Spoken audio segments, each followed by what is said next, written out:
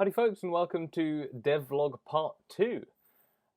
Last time we spoke about the beginning of the process and coming up with the idea, and now we're going into kind of the refinement of the idea. So showed you last time my really beautiful prototype, which was the first version of it, and kind of shortly after I played the game on that set a couple of times, I knew I needed to make a new one. So I came up with this. So here you can see my second prototype in my beautiful professional poker chip tin. Got lots of different tokens for when you win a round and for when you're caught by a health inspector. The tin was great for the dumpster and the dumpster diving stuff, and you can see here I bought a bunch of really cheap playing cards and wrote all the ingredients on them. Again, my beautiful handwriting, and had enough left for review cards as well, so you could review all your opponents, and then all my beautiful handwritten order cards, which you can see in this version we have a much larger order card size, and that was something that came out of playtesting, that actually if you're sitting across the table you couldn't really see the small cards, so you needed something bigger, and it's that sort of stuff that really shows you the importance of playtesting. So now that I had a nice version that I could actually play the game on and get a feel for it, yeah, I began to play it with friends, play it with people, industry people that I knew, like game designers and the like, as well as just friends who liked games, friends who rarely play games, and kind of all the in between.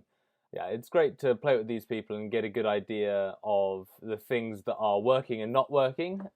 So in earlier versions of the game, there was a lot of scorekeeping. So you'd get a score for your round, and then once you'd gotten that score, you had to keep a note of that, because the totals would get added and added after each round, and then whoever had the most points win.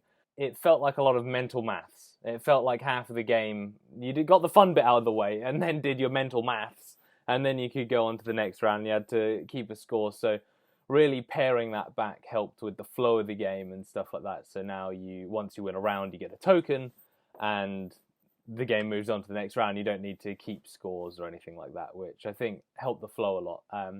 But there's loads of other examples where people give great ideas, and most of the ideas that people suggest to you are really good. They're really great. But there's a fine line between taking a great suggestion and actually kind of moving away from your vision of the game. And it's something that I learned when I was at university about vision versus version. So you have the vision of what the game needs to be, and then you have the current version of the game. So not being precious about the current version and how it looks, as long as you don't compromise on what your final vision is. So our vision of the game was to keep it really simple. Obviously have it focused on food and stuff like that, but really trying to keep all of the mechanics really simple, really easy to pick up, really easy to play, which allows you more headspace for the more fun bits, the kind of snake oil salesman pitch part. So yeah, we were really trying to keep it pared back for that. So when I was getting all these great ideas, and there were many great ideas, yeah, really trying to be really discerning about which ideas get us closer to our vision and which ideas I can let go of, because that's only part of the current version.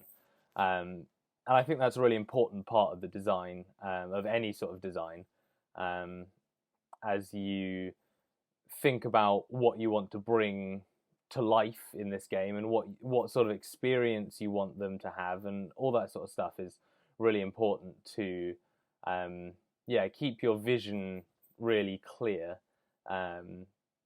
but don't be afraid to mess around with the version it is now, as long as it's all working towards the vision. But what you do find is, as people start to give you ideas, and ideas start to come in rapidly, and most of them are good ideas, and most of them would have their place in certain versions of the game, but figuring out how to be really discerning in that, I think, comes down to practice.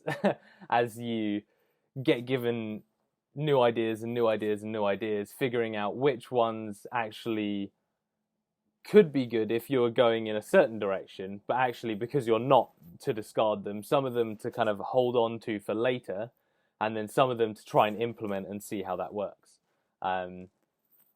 So there's some of this we're still kind of playing around with, though most of the game is locked down at this point. But yeah, it's really important to not try and accept everything in, and it's the same with criticism as well. Some people won't enjoy your game, and that's fine. And it's important to not get so bogged down by criticism that you stop the game altogether. It's important that you take that on board, and try and alleviate some of those worries, but it's not going to be everyone's cup of tea. You're not going to be able to please everyone. So with both ideas, praise and criticism all together, it's important that you are able to discern which one of those are actually, this might be a real issue for our target audience. Actually, we need to deal with that thing before our game can reach its full potential, or actually this is a side point and we're actually not going to deal with that. Yeah, so like, for an example, if you're making a really thematic kind of game and some of the rules feel a bit harsh or the punishments feel a bit harsh, if your game is set in a place where that makes sense, if that helps get you towards the thematic nature of what you're going for, then it's really important to stick to your vision on that. Back to vision and version. It's important to stick to your vision on that. So key takeaways are: one, make sure you play test it with lots of different people. Really make sure you try it with people who play games, people who hardly ever play games, people who design games, and everyone in between, because it's really important that you try and get a broad spectrum of people, broad spectrum of opinions, to really help refine your game and really make it palatable, I guess. So the second piece of advice is to take all the comments and criticisms and ideas that people have for your game that could make it better, and really examine each one by one and say, does this target my vision, or does this kind of take us in a different direction? Because there are lots of ideas that would be good for the game, but if they don't target towards the vision you want, it's actually not good for the game. So yeah, things can be kind of sneaky like that, where it's like, oh, that's a really good idea and that would be fun, but is it the vision? And it's really important to stick to that. Otherwise, you end up with a game that's a bit soupy and messy. And number 3 is to really have fun with development. I think it's quite obvious when a game has a lack of vision and is kind of wandering around aimlessly in what you're trying to do. And I think when you try and teach it to people and when you try and play it, you really get a sense of that. So have fun, make sure the game's fun, and really stick to your vision. I think that's all for Dev Vlog number 2, and have a good day, and I will catch you guys soon.